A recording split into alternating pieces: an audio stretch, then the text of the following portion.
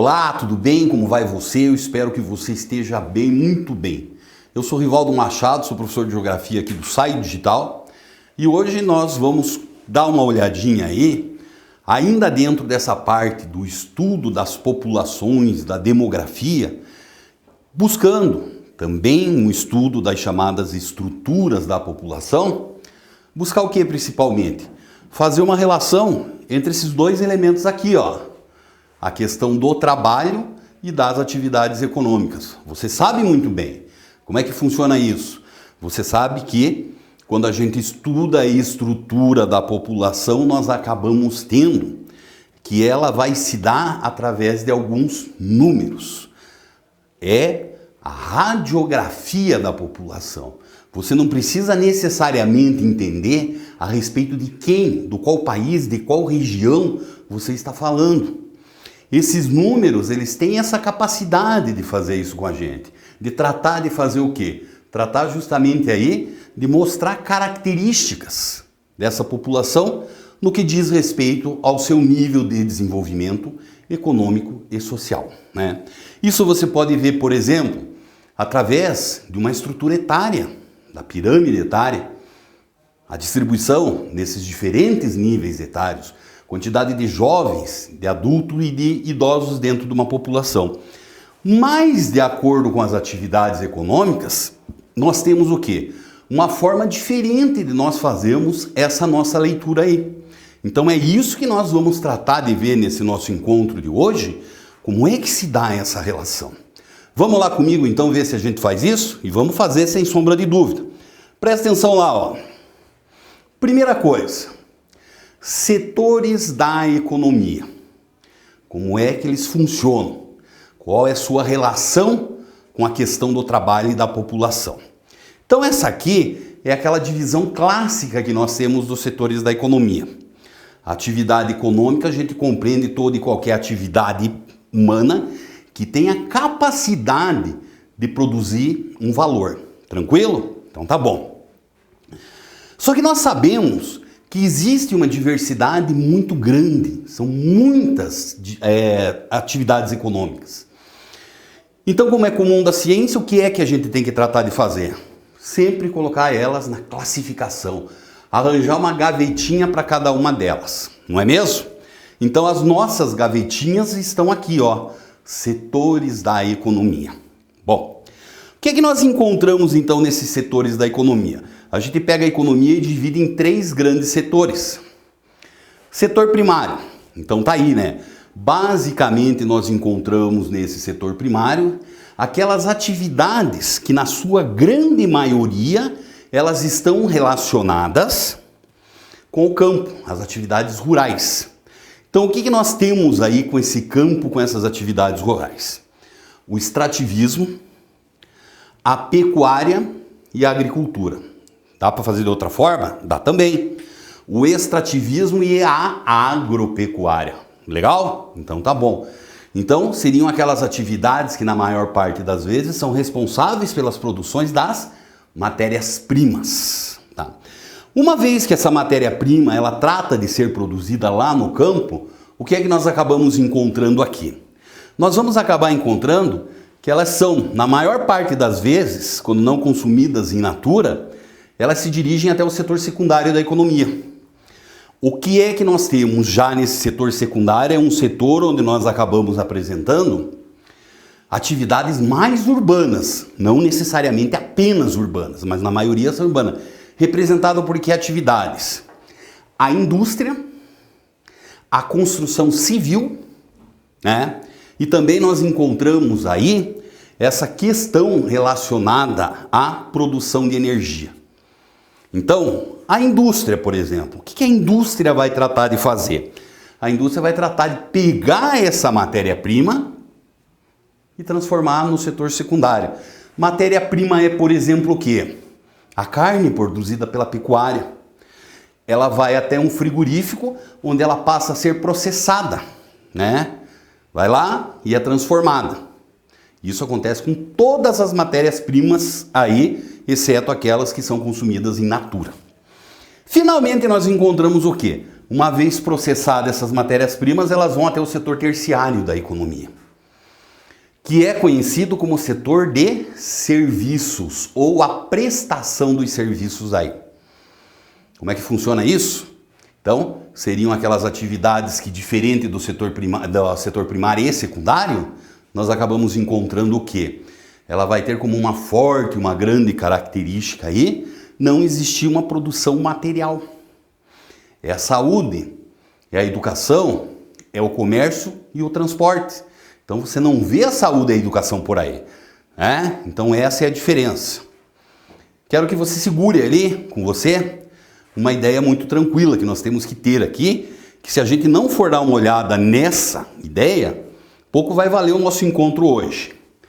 Dependendo do setor da economia, onde as atividades estão concentradas, o que acaba acontecendo? Isso vai ter uma influência direta nas condições de vida, nas condições socioeconômicas da população daquela região.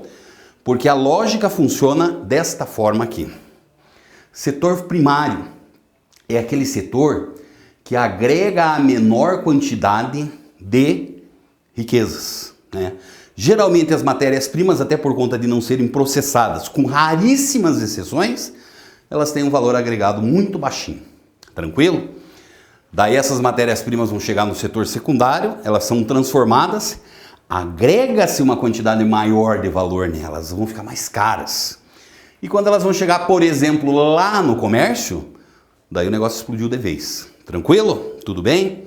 Então se você vai pegar, por exemplo, a estrutura ocupacional de um país, o que é que nós acabamos percebendo que ocorre aí? Se o país é um país agrícola, que vive de extrativismo, logo nós podemos aí fazer essa relação. O país ele se apresenta de que forma? Geralmente com suas condições socioeconômicas não apresentando grandes vantagens para a sua população. Agora, se o país ele está lá já, é um país industrializado, a maior parte da sua população trabalha na indústria. O que acaba acontecendo? Já é um país que atingiu um nível de desenvolvimento um pouco maior. Mas essa mesma regra não vale para o setor terciário, infelizmente. Por que não vale? Porque o setor terciário ele tem uma parte dele que segue essa regra, onde lá se acumulam mais valores. E é aquela parte do setor terciário que acaba apresentando o quê? Acaba apresentando emprego, trabalho de mão de obra qualificada. Então é assim que nós percebemos. Você vai pegar hoje muitos países, os países desenvolvidos, uma parte muito grande e significativa da população está aqui, ó, né? Mas a gente vai ver muitas vezes países subdesenvolvidos que apresentam a mesma realidade. Só que nós acabamos encontrando que essa mesma realidade, ela se apresenta de que forma? Ela se apresenta mais ou menos assim. O emprego de uma mão de obra desqualificada, né? Que não tem uma qualificação conseguida lá no banco da escola. Você entendeu então como é que funciona essa relação entre o trabalho e a população? Então, a partir de agora, se você for lá e tratar de encontrar uma tabela onde só existe essa distribuição, você não precisa nem saber que país é. Você já tem uma boa noção de como é que funciona, né? Então, nós sabemos bem, atividades extrativistas, elas são o quê? Aquelas atividades que, na maior parte das vezes, com exceção, por exemplo, do petróleo, do ouro e assim por diante, os metais preciosos, pedras preciosas, ela é uma atividade que ela acaba apresentando o quê? Apresentando um trabalho geralmente relacionado com a baixa qualificação e somado a isso ainda nós temos o quê? Nós temos um pequeno desenvolvimento socioeconômico. Legal, né? Só que você sabe muito bem que nós não encontramos só o extrativismo. Nós temos também a agricultura. Só que se a gente for fazer uma análise da agricultura nas diferentes regiões do nosso planeta, aonde é que nós acabamos chegando? Nós pensamos que existe assim uma diversidade muito grande dessa atividade. Como é que funciona essa diversidade? Primeiro nós vamos ter um tipo de agricultura que é itinerante. Por exemplo, aqui no Brasil, sistema de roça, uma agricultura de subsistência, geralmente se utilizando de mão de obra familiar. Então é o pequeno agricultor. Lá na Ásia existe uma agricultura muito parecida com isso, que ela é chamada de agricultura de jardinagem, né? Então esses dois modelos que nós encontramos aqui, nós vamos ter o quê? São modelos clássicos de agricultura. Geralmente são aqueles que visam mais a subsistência, mas não exclusivamente. Então você tome um cuidado muito grande com isso. Certo? Bom, e daí nós acabamos encontrando que está aqui, ó. Hoje existe essa atividade agrícola, que ela é uma atividade que se apresenta de que forma? A chamada agricultura moderna, o agronegócio, o agrobusiness, que geralmente ele vai ser acompanhado de um forte processo de mecanização e de uma pequena utilização de mão de obra, né? Então nós sabemos muito bem que essa mecanização da agricultura, ela acabou levando ao quê? Ela acabou justamente levando aí a geração do desemprego, a substituição do trabalho humano pela máquina, né? E isso traz para nós aí consequências para o trabalhador. Você veja que existe toda uma lógica por trás disso. Uma determinada região agrícola, como ela se mecaniza, o que é que nós acabamos encontrando? Nós acabamos encontrando que automaticamente ela vai expulsar uma parcela muito grande de sua população, dos seus trabalhadores, de lá. A tendência natural é que essa população vá buscar trabalho aonde? Nas cidades. Então, vão chegar nas cidades esses trabalhadores, fruto desse êxodo rural, e nós acabamos sendo o quê? Nós vamos acabar tendo aí, que essa moçada não tem uma mão de obra qualificada para os trabalhos urbanos. Por uma consequência direta disso, nós encontramos o quê? Nós encontramos que geralmente essa mão de obra na cidade, ela vai lá para o setor terciário. Vai ser marcado por uma presença muito forte desse trabalhador desqualificado. Parte dessa mão de obra geralmente é a construção civil, o setor secundário, que trata de absorver em grande quantidade. Mas uma outra parte muito significativa entra no mercado informal de trabalho, né? Os trabalhadores diaristas, vendedores ambulantes e outros trabalhadores do comércio, que justifica aí a presença de uma baixa renda. Tudo bem? Tudo legal? Então tá bom. Um grande abraço para você.